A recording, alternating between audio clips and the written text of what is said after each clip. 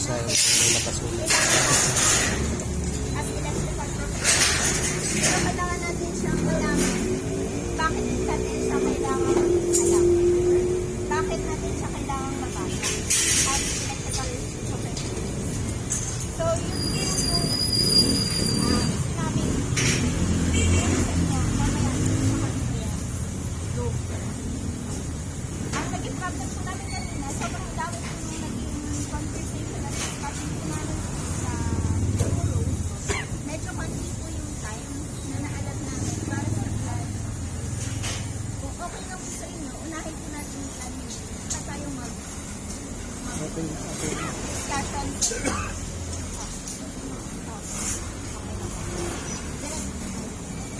Ayos.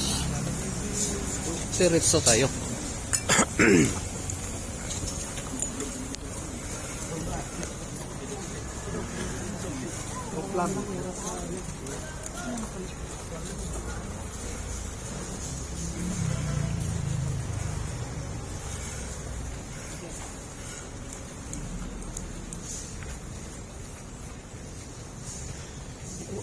Wala ba pinagkaiba yung interpret at saka pagbasa?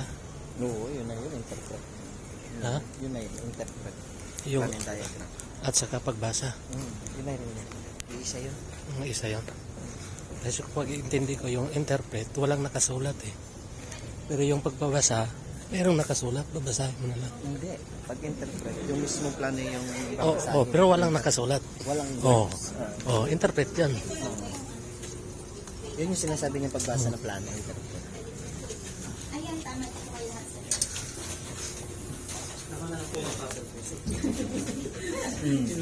Sinip mo. Yun ang alam ko. Okay po. Basahin niya. Pag tinignan niyo po ang plan, may nakalagay naman po dyan kung ano po siyang klase ng plan. Sa baba po unan yung makikita.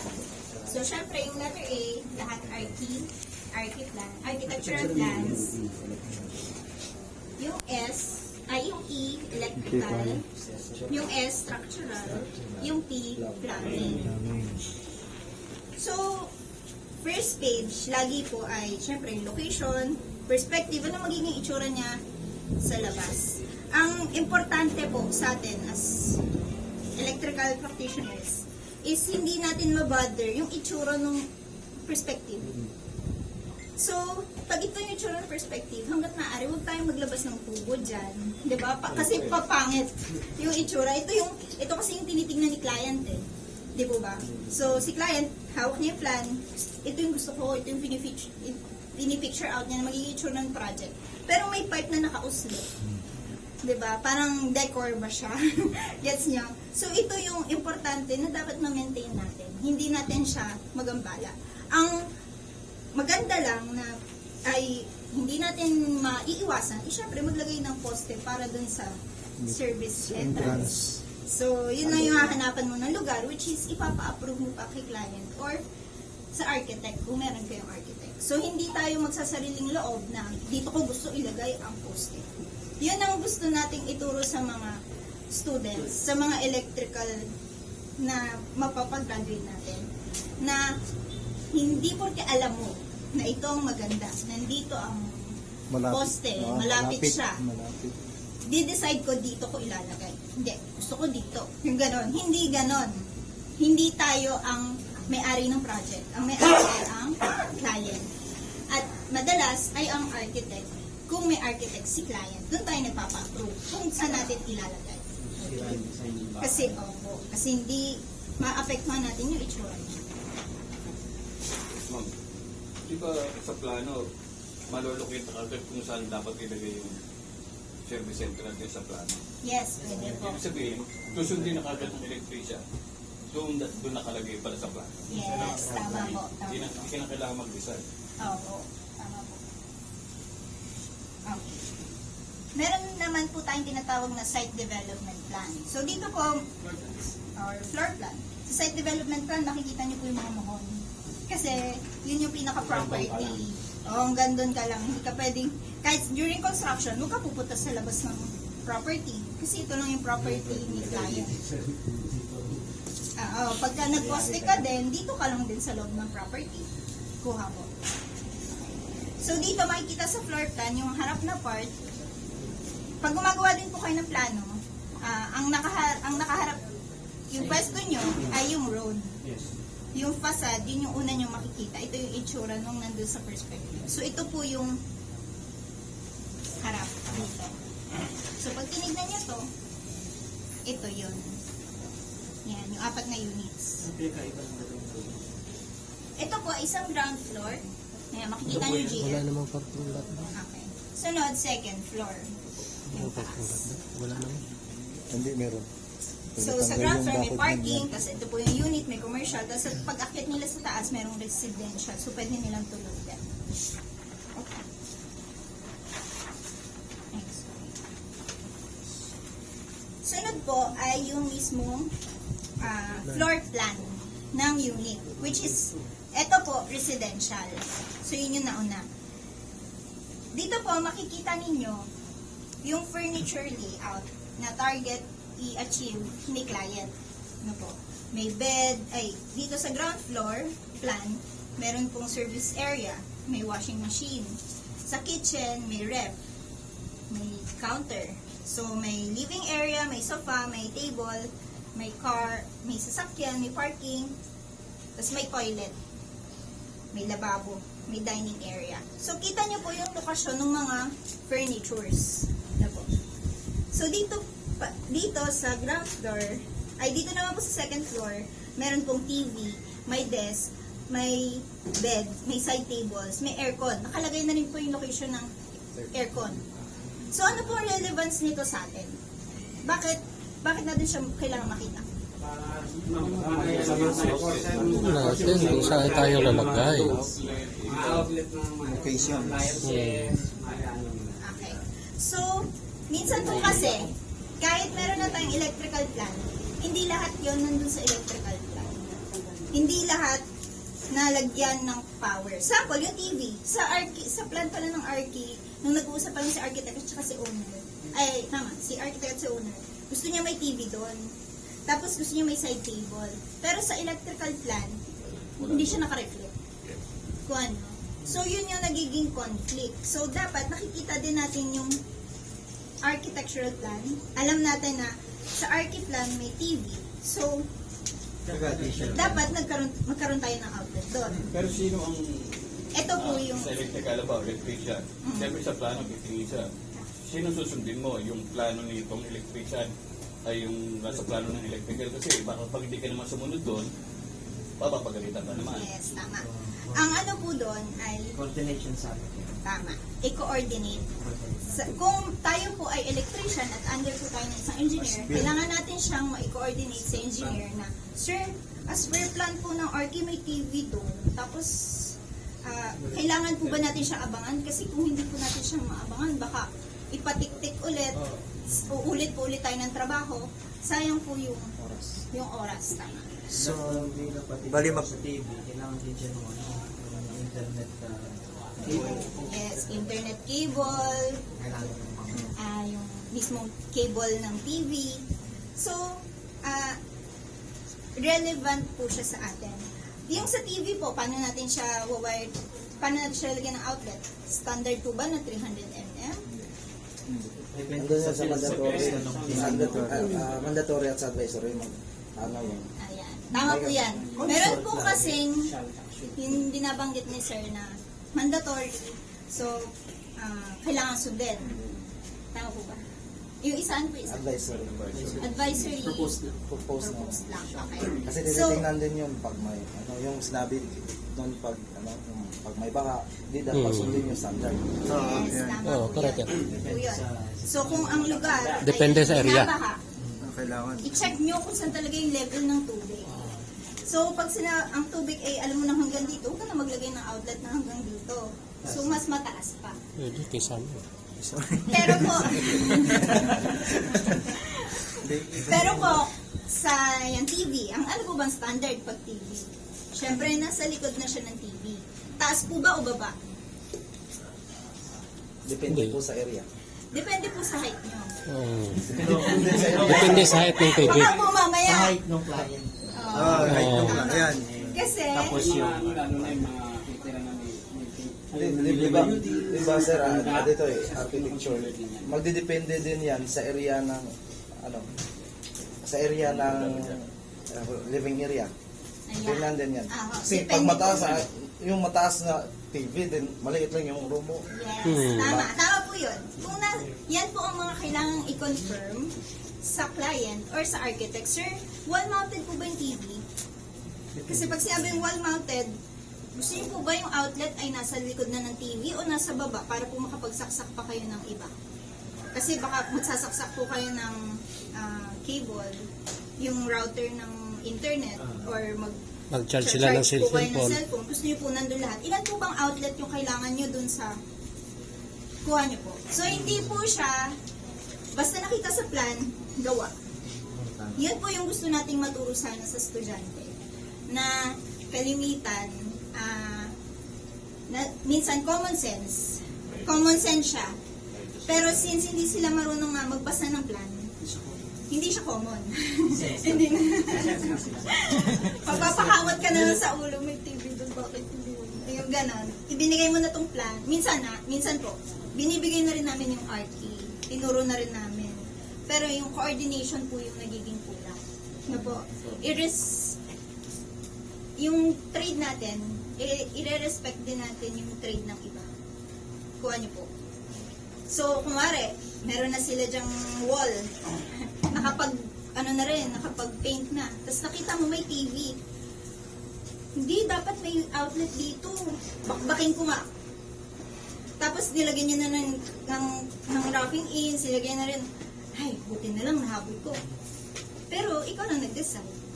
Pero kung mag-additional ka, siyempre, sa competition, wala yung sa dinagdag. Ayan po yung... May spare naman sa kanan. May- Spare yun. Spare na sa circuit breaker. Pero yung idadagdag mo doon sa circuit Tataanan na ng yun, route nun. yung pagdadagdag ka eh. Tama po yan. Ang binila ng outlet, ang binila ng ito, sa'yo naging 10, dagdagin 10 yan. Tama po yan. Kaya kailangan po kung electrician ka, ko-coordinate mo siya sa engineer na mas mataas side. Or, i-coordinate mo siya sa architect or client. Na ito yung implication. Ano po ba ang maximum na bilang ng outlet sa isang circuit? Sa small appliance? 8. Tama po. Bakit siya nagiging 8? I-multiply natin yung ano. Yung power mo. Ang natin. Hindi natin is 20 amps per outlet meter. 180 watts per 80 million sound. 80. So, 1,440 po yun. So, 180 times 8, 1,440. Which is, divide sa 230. So, ang magiging breaker na gagamitin ay 20 amps. Yung ano po ba, yung outlet na sinasabi ba ay pareho siya ng single, duplex, Oh, triplex? trigang. Yung po ba ay consider na ito ay isang outlet, 180, 180, 180. Pag single po, 90. Pag dalawa, 180. 1. So, kung Sa outlet na competition. So, ibig sabihin, kung magkakaroon ka ng emergency light dyan, tapos nandyan yung outlet mo, syempre, simplex lang lalagyan yung 1 gang. Eh di 90 lang ang complete mo So sa yung kanya. ibang ano, ang sinasabi ng competition, isang outlet, 180. 180 yan. Yan din po yung nabanggit sa naunang session. Kasi sa module na binigay, ganun eh. Pero iba yung sa experience. Iba yung nasa industry. Oo, sa actual. Kaya nga yan yung dapat malaman ng sa DepEd. Yung sa bata, kung ano yung mga standard na gagamitin. Ang Actually sinasabi po, yung mga engineer din, di ba? ang dapat, sa tingin ko, as electrical practitioners, meron talaga tayong PEC. Oo. Yan po yung i-provide ng DepEd sa teachers kasi medyo pricey siya. Kaso sa discussion, di ba Ano sa po, 20... 17? Yan ang latest yan. Ito po, 2017 po yung update. Yun din po yung binabanggit kanina na medyo, doon po kami tumagal ng discussion, yung 360 watts, which is ibang book po yung reference. So, mas maganda po, as electrical practitioners, isang libro lang po yung ginagamit natin, which is ayun. So, okay na po tayo, no? Pag puti, sino pong gustong lumapit sa plan at makita Ito po kasi, ayan, kung tinignan nyo, may service area, may WM. Ibig sabihin ay Kaya ba yan? WM. Ano po ibig sabihin? Washing machine. Washing machine. Akala ko washing machine. May nakasulat po dito. Ayan dito. Wala po siyang legend eh. Pero indicative siya sa RT plan. Kuha niyo po. So dito may ref. REF naman po nakasulat. Tapos may counter. No? Sa TV, ayan, nakasulat po TV. TV, may desk. Meron pong cabinet. Ano po, bakit po importante sa atin ang cabinet? Sa masters. Ano pong relevant sa electric? Cabinet? Oo, sa cabinet. Minsan kasi yung mga bago may mga design na Oo. Minsan, ang gusto ng client, yung cabinet niya pa lang, may ilaw. Pag bukas, may strip light. So, dapat may abang tayo. Ano po? Dapat walang At, dapat yung cabinet na yan, hindi mo lalagyan ng outlet sa likod. Kasi sayang, di ba? Kita mo naman. Kasi merong nabanggit din kanina sa session, yung naunang session. Bawat wall, may isang outlet ka ilalagay. Automatic. Mayroon din So, cabinet hindi na siya remote ganun, control eh. No? Sa practice, check mo yung RT plan kasi baka yung buong wall na yan, cabinet pala. Sayang yung iaabang mo. Diba? Tapos, itong master's bedroom, nasa gitna pala yung bed. Gusto mo maglagay ng outlet sa gitna din. Which is, matatakpan lang. So, pagka tinignan mo, itanong mo sa RT. Saan ba ilalagay yung bed? Sa sentrohan ko ba? Saan ang side table? Dito. Sa gilid ng bed. So, nandun sa gilid ng bed, dapat yung outlet mo. Hindi siya tatamaan ng bed. Kalimitang problem natin yan sa mga bahay. Hindi po ba?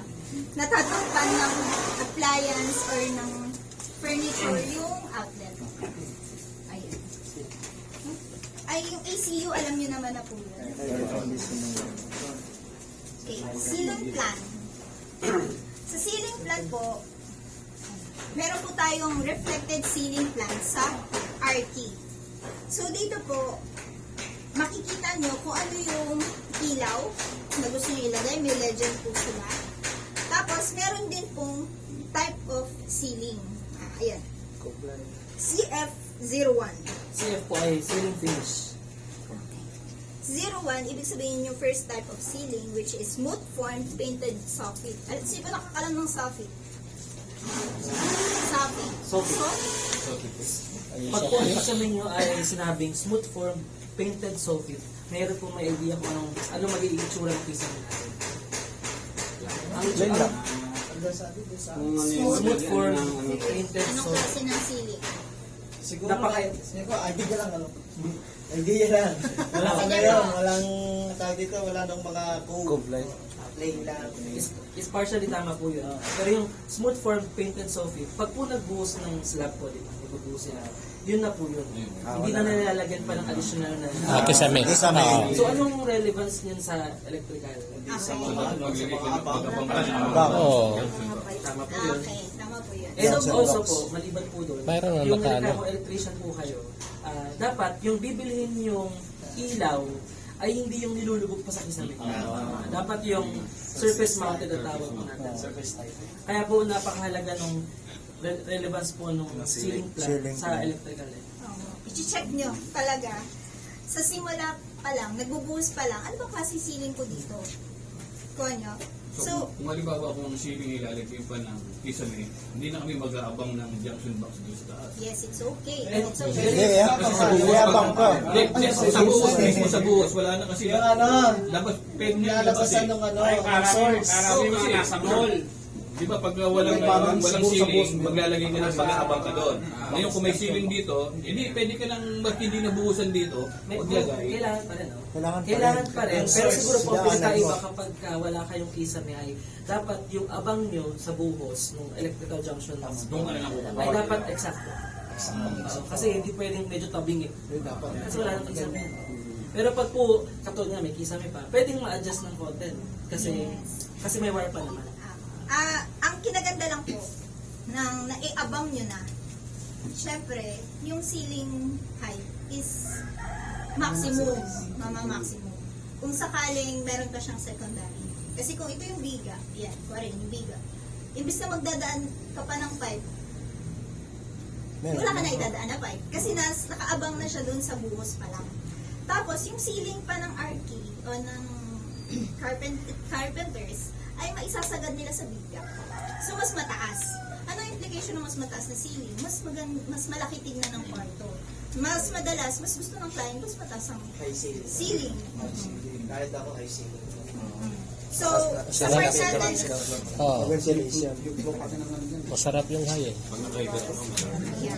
Okay. Oo. Pag So, nakahiga, ano pa? Yung second. Yung pangalawa po ay CF02, which is 12mm thick marine plywood in white paint finish. So, pag napansin niyo po siya dito sa plan, lahat po ng CF02 ay mga balcony. May ano po siya, may rectangle out na. Ayan, magkabilang balcony sa second. Ano lang, huwag lang mapagkamaliwan ng sa electrical.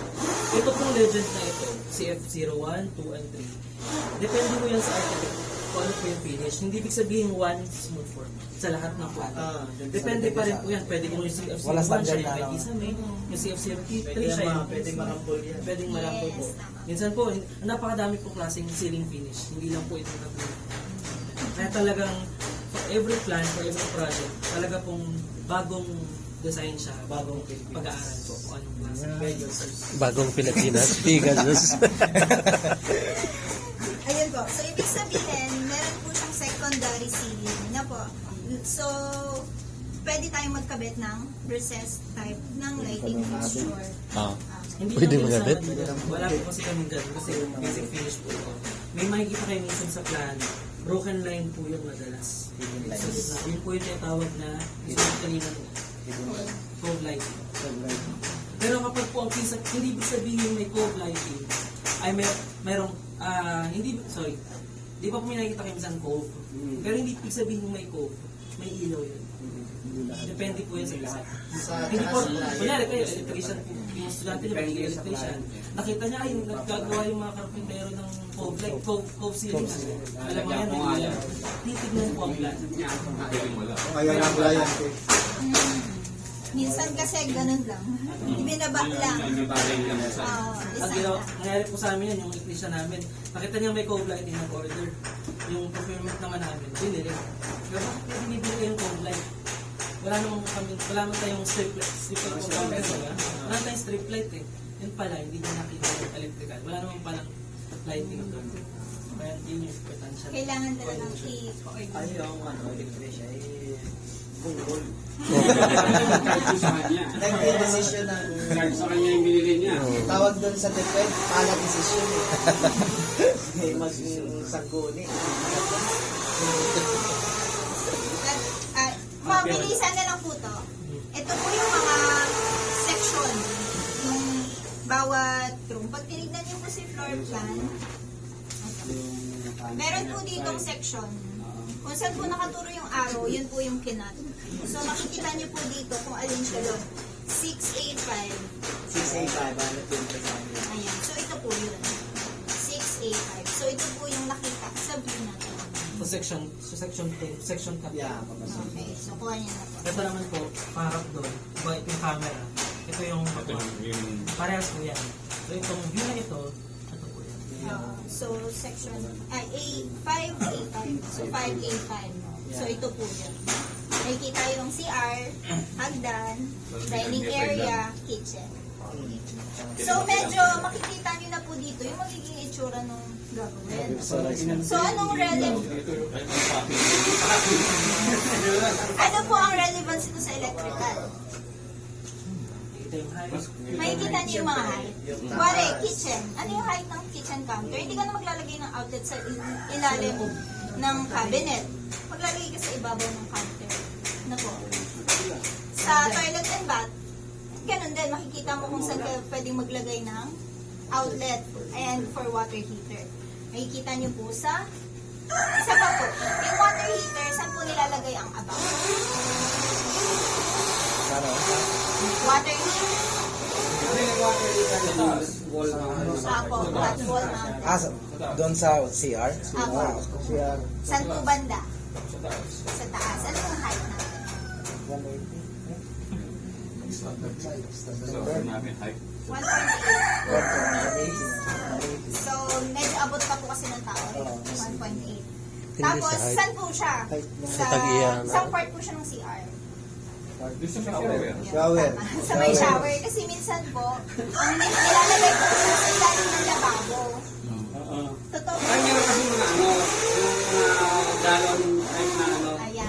Depende po syempre una. Depende sa klase ng water heater nyo. Sunod po, depende sa client nyo. Baka gusto nyo kasi doon niya ilagay sa may shower area. Kasi syempre pag naliligo siya, doon niya ina-adjust. Or dito niya gusto ilagay. Ano po? Ibig sabihin, yung sa, halimbawa sa outlet ng shower, doon sa, kailangan pa ba GFCI o hindi? Hindi po. Hindi naman. Kasi nasa taas na po siya. Opo. Pero mas maganda kung Wala namang baha sa CR. Ang lang po sa GFCI, bihira po yung mayroong klase ng plug. Oo. Hindi po ba yung plug ng water heater kakaiba? Tapos, ang GFCI na ganun. Eh, And ang GFCI po kasi, Kailangan mo pa kaya ng po adapter. natin siya ano po yung reason? Kasi, Mga wet area. siya, pagka nakaramdam ng which is, yun po yung medyo, kaya nasa Kasi taas sasabihin namin yung sa bata, outlet. sa mga outlet, gagamitin ng outlet sa mga sa CR. Eh kung may CR, makikita nila, hindi naman pala ganun sabi ni Sir. Pero hindi naman GFCI eh. So pwede pa lang hindi. Opo, pwede po as long as nasa taas siya nung shower. expose ako. O hindi Kung naman siya. nasa lababo, Indoor yata yung GFCA eh. hindi. Ang GFCI pang tubig yan, malapit sa Oo, tubig. mga wet area. Halimbawa dito sa may lababo, nakalagay tayo ng globe. moisture Dapat GFCI na yan. Yes, tama po sa CR, Swimming ang pool. gagamitin na natin. GFCI. Sa kitchen counter, GFCI. Depende sa mga. saan po ang weatherproof? Sa labas. Sa labas. Sa labas. Okay. Ito po, commercial lang din naman po. Yung ano po, pasok po tayo. Sino po nakakabasa na ng electrical plan? Lahat po tayo. Okay. So, parts po ng